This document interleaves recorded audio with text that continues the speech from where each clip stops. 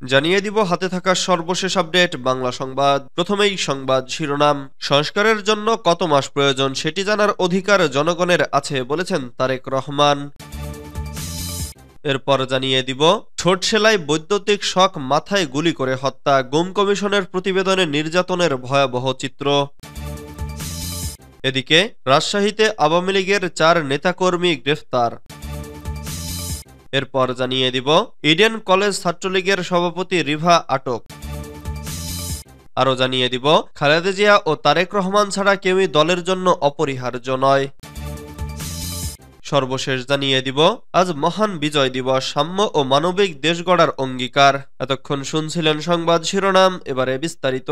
তবে অনুরোধ থাকবে ভিডিওটিতে একটি লাইক করবেন এবং কমেন্ট করে জানিয়ে দিবেন কোন জেলা থেকে আপনি আমাদের এই ভিডিওটি দেখছেন।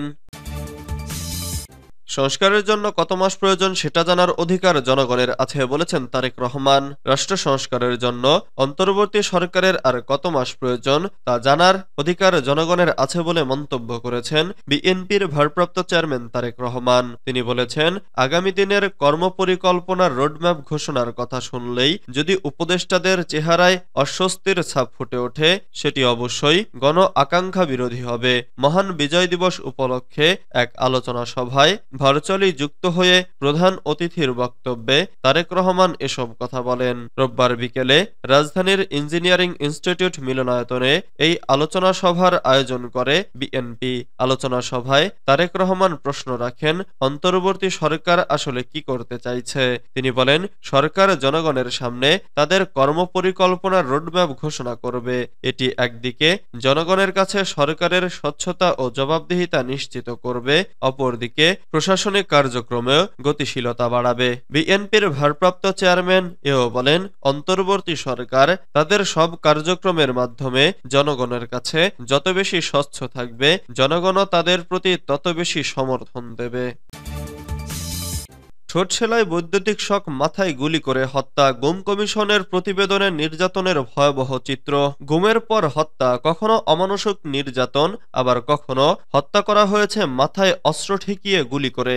এরপর অধিকাংশ লাশ সিমেন্টের বস্তায় বেঁধে নদীতে ফেলা হয়েছে, আবার কখনো রেললাইনে ফেলে রেখে লাশ বিচ্ছিন্ন করতে ট্রেনের জন্য অপেক্ষা করা হয়েছে। সুস্থ মানুষের ঠোঁট সেলাই করা এবং যৌনাঙ্গ সহ স্পর্শ জায়গায় দেওয়া হয়েছে বৈদ্যুতিক শক। কোন সিনেমার কাহিনী নয়, লোমহর্ষক এ তথ্য তুলে ধরা হয়েছে অন্তর্বর্তী সরকার গঠিত গুম সংক্রান্ত তদন্ত কমিশনের প্রতিবেদনে। প্রধান উপদেষ্টা ডক্টর মোহাম্মদ ইউনূসের কাছে শনিবার প্রতিবেদন জমা দিয়েছে কমিশনের প্রধান মইনুল ইসলাম চৌধুরী। রোববার প্রতিবেদনের কিছু অংশ প্রকাশ করে প্রধান উপদেষ্টার press wing. Unfolding the truth শিরোনামে প্রকাশিত এ প্রতিবেদনে গা শিহরে ওঠার মতো তথ্য তুলে ধরা হয়েছে। আওয়ামী লীগের শাসনামলে গুমের নির্দেশদাতা হিসেবে সাবেক প্রধানমন্ত্রী শেখ হাসিনার সম্পৃক্ততার প্রমাণ পাওয়ার দাবি করেছে কমিশন। 2009 থেকে 2024 সাল পর্যন্ত গত 15 বছরের 1676টি জোরপূর্বক গুমের অভিযান নথিভুক্ত হয়েছে। এদের মধ্যে কমিশন পর্যালোচনা করেছে 758টি। অভিযোগের বিশ্লেষণে দেখা গেছে 2016 সালে সর্বোচ্চ 130টি গুমের ঘটনা ঘটেছে এবং 2024 সালে এখন পর্যন্ত 21টি অভিযোগ জমা পড়েছে। প্রতিটি অভিযোগে অন্তত 4টি বৈশিষ্ট্য থাকায় এসব ঘটনাকে গুম হিসেবে সংজ্ঞায়িত করে কমিশন। সেগুলো হলো ভিকটিমের স্বাধীনতা হরণ, রাষ্ট্রীয় বাহিনী বা কর্তৃপক্ষের ঘটনার সঙ্গে জড়িত থাকা, ভিকটিমের অবস্থান সম্পর্কে তার পরিবার বা সমাজকে না জানানো এবং ভুক্তভোগীকে কোনো আইনি সুরক্ষা না দেয়া। অপহরণ, আটক, নির্যাতন ও হত্যা ও মুক্তি, এই 5টি ভাগে সুপরিকল্পিত ও সুশৃঙ্খল উপায়ে গুমের ঘটনা ঘটানো হয়েছে বলে কমিশনের প্রতিবেদনে বলা হয়েছে। রাজশাহীতে আওয়ামী লীগের 4 নেতাকর্মী গ্রেফতার। রাজশাহীতে আওয়ামী লীগের 4 নেতাকর্মীকে গ্রেফতার করা হয়েছে। তাদের মধ্যে পুঠিয়া উপজেলা আওয়ামী লীগের সাবেক সাধারণ সম্পাদক গোলাম ফারুক উল্লেখযোগ্য।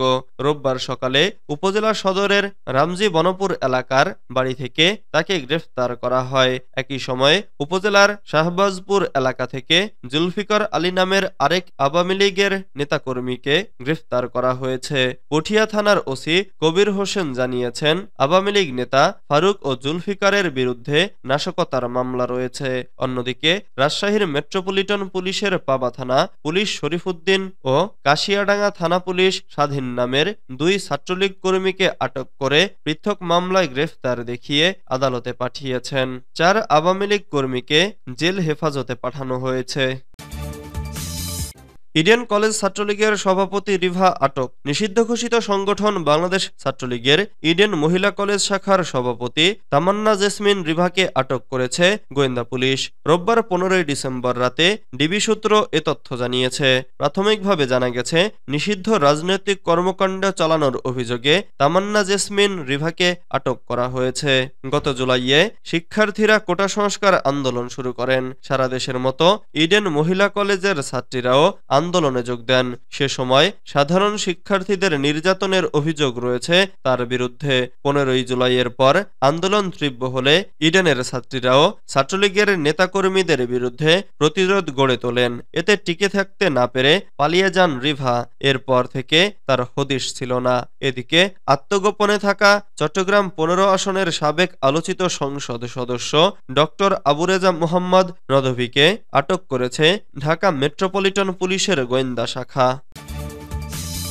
খালেদা জিয়া ও তারেক রহমান ছাড়া কেউই দলের জন্য অপরিহার্য নয়। বিএনপির জাতীয় নির্বাহী কমিটির সদস্য মোস্তফা খান সফরী বলেছেন, দেশনেত্রী বেগম খালেদা জিয়া এবং তার ছেলে তারেক রহমান ছাড়া বিএনপির দলের জন্য কেউই অপরিহার্য নয়। তবে দল করতে গিয়ে নিজেদের মধ্যে ছোটখাটো মতানৈক্য হতেই পারে, কিন্তু দলের প্রশ্নে এবং খালেদা জিয়া ও তারেক রহমানের প্রশ্নে আমরা সবাই এক। রোববার 15 ডিসেম্বর সন্ধ্যায় চাঁদপুরের বাবুরহাটে এক পথসভায় দলীয় নেতাকর্মী ও সাধারণ জনগণের উদ্দেশ্যে তিনি এসব কথা বলেন। মোস্তফা খান সফরী নিজেকে চাঁদপুর 3 আসনের ধানের শীষ প্রতীকের মনোনয়ন প্রত্যাশী জানান দিয়ে বলেন, আমি ছাত্র জীবন থেকেই দল করতে গিয়ে রাজপথে রয়েছি।